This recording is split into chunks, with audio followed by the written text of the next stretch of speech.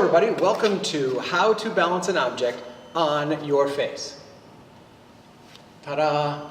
The purpose of this video is a very beginning of you don't know how to balance and build you up to balancing an object on your face, chin, nose, forehead, in order to eventually juggle while doing such a thing. Wow! So, we're going to start with an object that basically balances itself, and that would not be a club. What I mean by an object that balances itself is a peacock feather. What you have here is a long, thin object that has something that gives you wind resistance, and it gives you plenty of time to adjust your balance. You can teach kids all the way down, as soon as kids can stand and hold out their hands steady, they can start learning how to balance a peacock feather. So this is anyone of any skill level can start with one of these. You're going to find one at a hobby store or a store with crafts. In the US, it's like we have a Michael's or we have a Hobby Lobby, something that has feathers, craft feathers, dried flowers, anything like that. And then a meter or a yard is a little too long. This is 2 feet, maybe 2/3 of a yard. All right, now, in order to balance an object, you have to teach yourself how to counterbalance. And if you've never done that, it's going to happen a little bit quick. So if you don't have any muscle memory to learn how to counterbalance, put an object on your hand. And you'll see as soon as it moves, you have to move underneath it. If you've never done it before, it can fall right off because things happen before you're ready. That's why I switched to a peacock feather, because the wind resistance is going to slow down that whole motion for you. So if you put a feather on your hand and it falls in one direction, you can think, oh, I got to go the opposite direction to stay underneath it. And then you learn how to stay underneath the object. Once you get it, and it won't take you very long, you can move your hand in circles, you can go all around, and you can learn the principle of counterbalance. Once a feather feels comfortable, then switch to a club or a 2-foot stick or a yardstick or something. Now, once a feather feels comfortable in your hands, switch to another long object, such as a juggling club, maybe a baton. This is a piece of plastic PVC pipe. It's about 2.5 feet long, or a yardstick. And then go through the whole process again of learning how to counterbalance on your hand. It shouldn't take you all that long. Once you have the principle, it's just about practice, a little bit of concentration. And then, once you're ready in your hand, now you're ready for your head. Oh!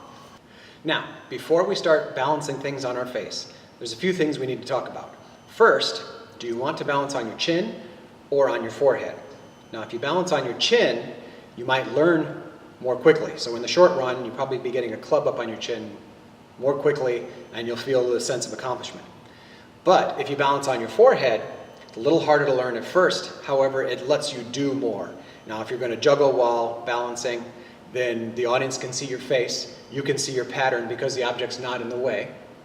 You can switch to other objects easier on your forehead. So if you're going to balance a ring, it's easier here than here. And a ball, bouncing a ball, rolling a ball, there's other skills that go along with bouncing on your head. So I always recommend going with the head, later bouncing a ball on your head, anything like that. So you learn it back here. And they are different because one is on one side of your head, eyes, and the other's on the other side of your eyes. Your eyes are balancing this direction, or your eyes are balancing what feels like upside down. So you're going to decide those first off. Okay. The next thing we got to talk about before you put something on your head is your neck and your posture. Now, a lot of kids will have no problems just throwing their head back, but some of us who are not children anymore need to stretch out and think about hyperextension and anything like that. So my personal trainer would be very upset if he knew I just walked up here and went wing with my neck, and I don't. I'm always going to stand up straight and tall, put my shoulders back, put my head down, and I'm going to stretch like you would in the beginning of any aerobics or exercise video. Rolling my head from side to side. I'll even do put my arm behind my back, pulling my shoulder back, and then stretch my neck in that direction. I'll do a couple of those, maybe with my shoulder in front and rolling. So I'm going to be doing a lot of rolling, stretching out my neck before eventually I can put my head back and comfortably looking straight up. Posture. Okay, so it wasn't terribly important how we were standing when you were balancing something on your hand. But once we're going to start using our head, our entire body has to be something that's in alignment and in balance. So this is how we're going to do that. You're going to stand straight and tall, put your shoulders back, and think about where your weight is. If you're naturally slouched and your weight is toward the back of your heels, then when you come off balance, you have to shift your weight to keep your whole body in alignment. What you want to do to counteract that is you want to point your feet forward and you want to bring your weight pointing towards your toes. You want them in the front of your feet. So you're going to be engaging these calf muscles so that when you shift, you don't have to move your feet. In fact, your muscles are engaged already in keeping you balanced. So there isn't any shifting. You can move your head around and you already have your legs and everything from your core down involved in keeping you balanced. That's what you want because you're going to be shifting pretty quickly and you don't want to have to shift your feet. Got it? Good. It's now time to finally put a feather on your head. It's so exciting, I know. Okay, get your posture right, get your feather. You're going to stand up straight and tall. You're going to put your head up, not too far back. You don't need to be flat to the world because you're not like holding a table up there. You can be looking forward and just so you can see the object. You don't have to be all the way back. Just enough so I can see the object. You can hold it, feel it a little bit. And what you will notice, just like on your hand, is you're going to be counterbalancing. Now, because it's a feather, you got plenty of time to follow it around the room if it starts falling. And here's a little secret about balancing something on your head. Don't tell your friends. It's easier than on your hand. Why? Because you can see immediately when it starts falling. When you have an object on your hand, you have a lot more information you have to process through your brain, and it has to go up your arm, etc. When it's right on your head, you know the instant anything is off once you've practiced a little bit. And then pretty soon, balancing on your head becomes easier on your hand. Don't tell anybody else that. They think it's more difficult, only because you had to learn this to get to here. So, shh, it's better. All right, once you're done with the feather and you're standing there and you can exaggerate, you can let it fall and follow it around the room. You already have an act, because this is hilarious if you're 7. Now, once you feel good with a feather on your head, then you're going to switch back to one of the other objects like a juggling club or a baton or a stick or something like that. What you want to be able to develop from this point is getting the top from the waist up, doing balancing up here, the rest of your body in balance down here. So from the core down is working on your whole body, and then up here, I'm working on the balance on my head. What I want to be able to develop is a point where I don't have to move my shoulders to keep this going. I can do it entirely with tiny little adjustments in my neck, and I'll turn sideways. So you can see I can move forward, backward, wiggle it around, and keep the object I was exaggerating for you. I can keep it up on the head. Why? Because now I got to use my hands to juggle, and I don't want it getting in the way of this. I'm completely free when I can go here up, and then core down is taking care of everything else.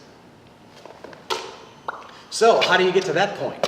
Well, here's a little secret. You're going to sit down! A little strange to demonstrate in here because I got nothing but weird 70s furniture. Nothing is flat or level. However, we'll give it a shot so you get the idea. You got plenty of chairs in your house that aren't shaped like these things. However, what you want to do is now you're going to sit down and you're going to disengage everything from your core down, and you're going to learn how to balance up here. So once you're sitting down, kneeling on the floor, that would be the harder version. Sitting would be the first place I would start. And then once you can repeat the balance here, you can get further and further down. Come down to your knees, and eventually sit down on the ground.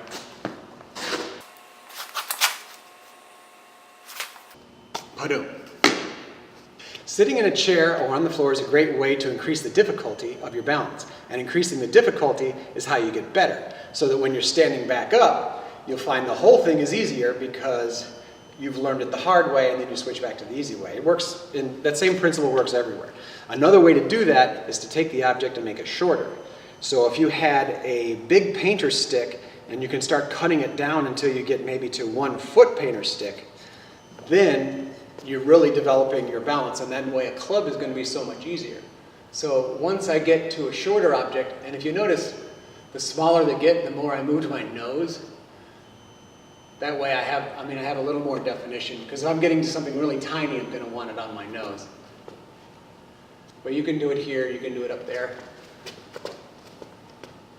Shorter objects are a little harder on your head. Now, once you're comfortable at a foot, you just cut 2 inches off and you just work your way down. You get shorter and shorter until maybe you get down to a plastic spoon.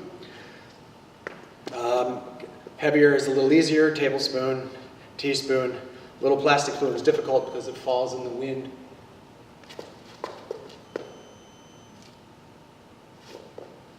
And there you go.